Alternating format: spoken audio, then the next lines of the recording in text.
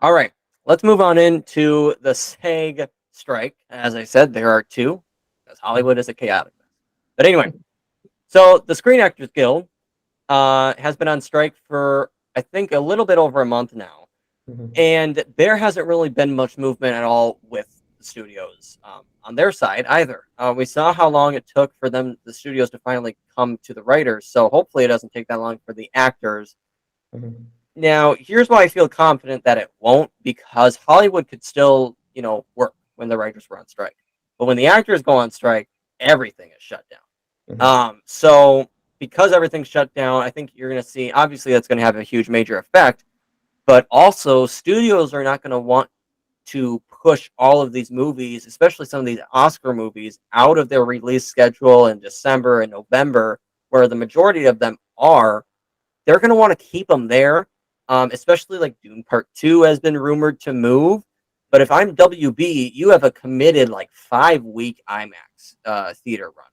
If Mhm. you move that to next year, you're not committed to that, which is, IMAX tickets are more expensive than normal movie theater tickets. Mhm. So that's obviously going to be more money for the studio. So they're not going to want to take that big of a loss, and a big of a risk as of moving a project like a Dune 2 or like The Color Purple or Napoleon or any of these other films. So right now, SAG is asking for AI protections, as long just like the writers. Mhm. Obviously, they are wanting to not be replaced and not wanting extras to be scanned by AI, and having that extra only be paying for 1 day's work of like $180, and then the Mhm. studio can keep their likeness and use it however they want. Yeah, Mhm. that's not going to happen, and SEG's sticking strong on that. They're also Mhm. trying to get auditions for self tapes. They're also trying Mhm. to get some revisions on that. There's just so much that, and the pay, I Mhm. should talk about, because right now you have to make $26,000 a year in order to qualify for healthcare to be protected with SAG. Mhm. Like, I think 98% or 99% of the actors a part of that guild are not the 1%. They're not the Brad Pitt. They're not the Angelina Jolie. They're not Meryl Streep. They're not Mhm. those big names. A lot of them are hardworking people who have to work at Starbucks, who have to find two jobs as a waiter or something like that, and then also try to do acting on the side. And a Mhm. lot of them are lucky enough to even qualify for that $26,000 a year to get health care. So there's Mhm. a lot going into that as well.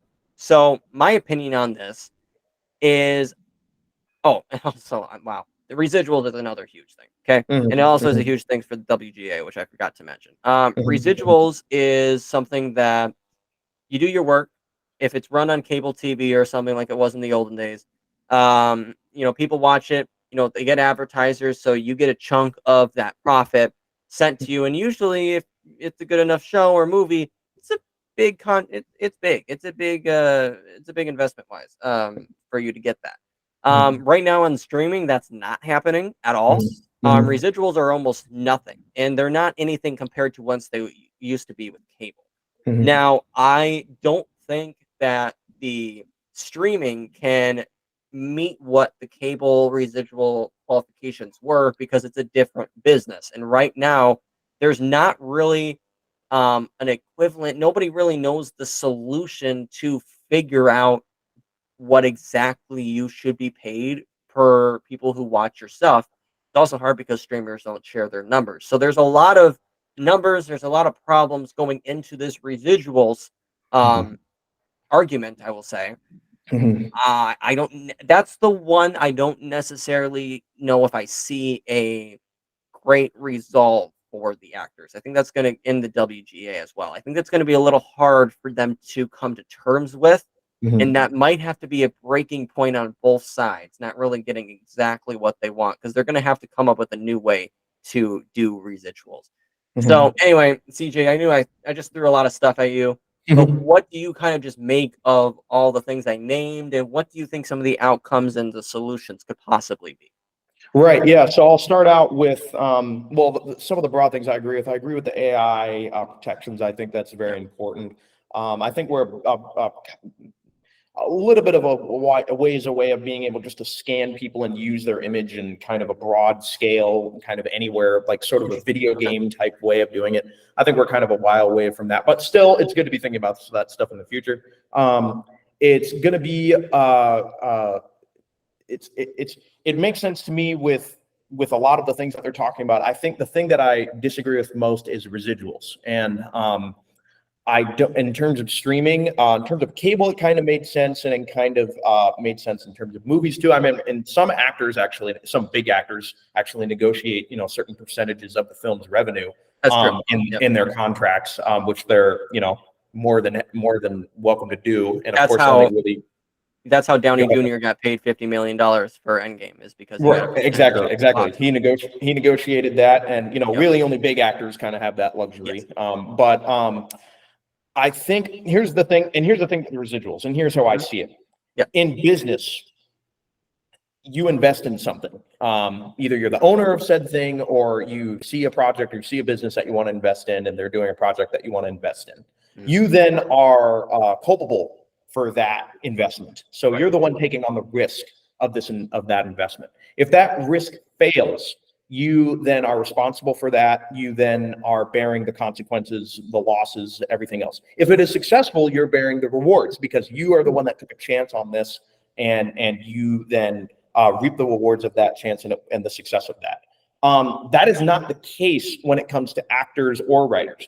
If you have a project and you say, okay, I'm going to hire you to do this project, you do not have a stake in that game. You have a time stake and everything like that, but you're compensated for that. You're compensated for that that you signed up for and that price that you negotiated, because you're able to negotiate, what you're worth and what you're able to do. And so, in my mind, the residuals piece doesn't make much sense in terms of actors when it comes to streaming, when it comes to things. And it gets complicated because it's not as straightforward, because streaming, messes everything up. It's not as straightforward as cable. It's not as straightforward as movies. You can see the revenue. You can see everything that's coming by. But in my mind, actors aren't the one taking the risk in the project. They're not taking risks. They're getting compensated. They're getting paid for the work that they're doing. And then they're stepping out of the project once it's finished, and then they're moving on to the next thing. They're not responsible. If the movie, you can get paid, an actor gets paid, $1 million for a film. That's a lot of money. Most actors don't make that. They get paid $30,000, however much it is. Yeah. They get paid $30,000. That they shoot the movie. That's it. They're done. They walk away. Let's say that movie loses money. That movie loses $2 million. They don't bear the consequences of that. They say that's not on me. They don't bear any consequences of that. They don't bear that risk. And so for them to step up and then ask, we want residuals for the things that happen. Okay, that's fine. Maybe a potential solution is, if this film loses money, if you then want to become a stakeholder in this project, then these movies that you sign up for and you do, if they do not perform well, then that you also bear the consequences of that. But I don't hear anybody arguing for that position. I just hear people arguing for more money.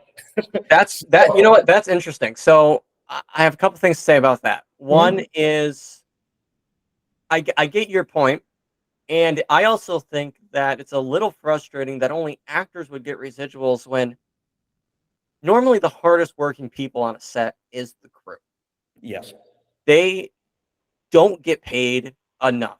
They don't. The PAs even, the DPs, I like, you can name any position really, besides director, because I think, directors get a good amount. But other than that, they're the hardest ones there. They are there, and some are in pre-production all the way to post-production when, like you said, the actors are only when they're, shooting.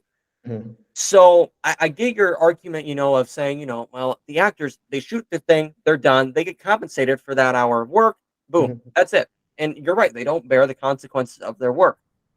My thing of a agreement or kind of a compromise for this is, maybe not, because you're right, streaming messes a lot of things up. But like I said, how I think it's called points or back end points or something like that, which is where you can negotiate a percentage of the box office, like Robert Downey Jr. did for Endgame, which is a smart move. And usually how that works is you take a couple points, but you get a lower salary up front, and then you can reap the financial reward if the film does very well, which Robert was smart in, because obviously Avengers was going to do great. And my thing is maybe that could come a little bit more mainstream for Mhm, some of the actors on movies. But then my other negative of that is, well, it can't really work like that for TV. mhm, So, because you can't just have a residual thing for film, but have a different one for television. That's not going to work for anybody, really. And mhm, it's going to mhm, be a mess. So, mhm, mm, I don't know. I agree with you with the residual things for some of it. Some of it I disagree, where I do think actors, if their project does very well that they're a part of, I do think they should be financially rewarded for that. But mhm. also, I wish that the crew would get some of that as well, Right.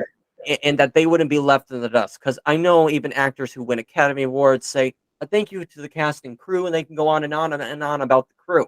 But the crew Mhm, never gets financial upgrades. Really, it seems like I feel like mhm, even PAs, yeah, maybe they're the lowest position on the film, but they work their butt off for 18-hour plus days sometimes, or 14-hour days, or something like that.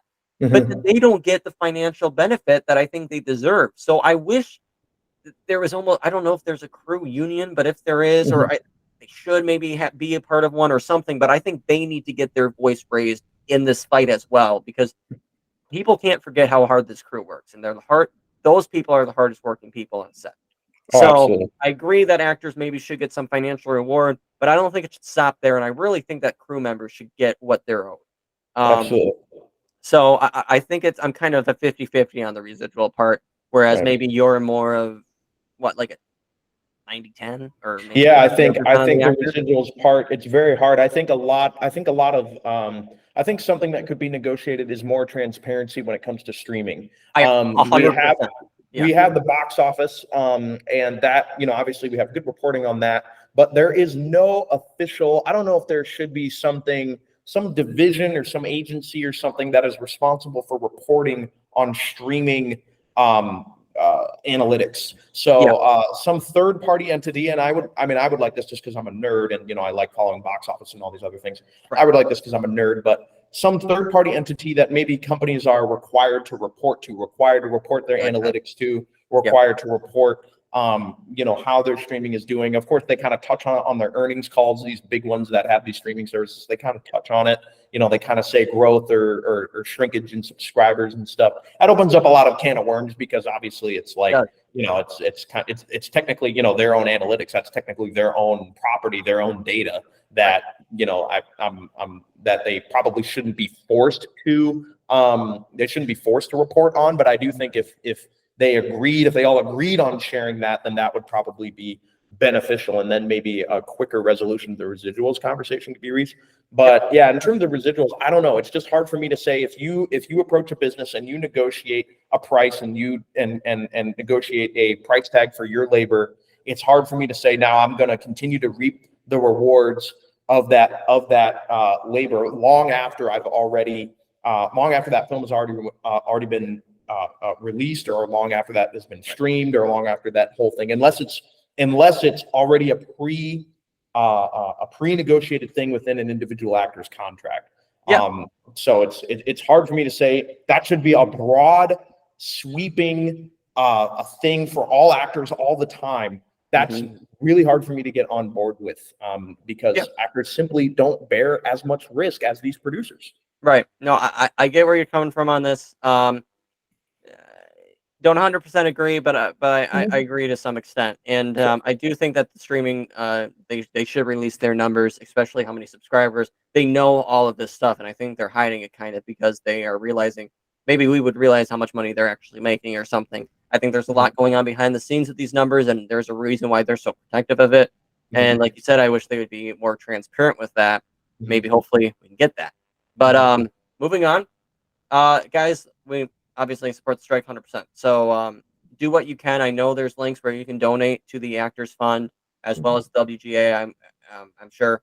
So look those out if you can help them, because they deserve it, and they should be on the lines until they think a fair deal is reached. And moving on, guys.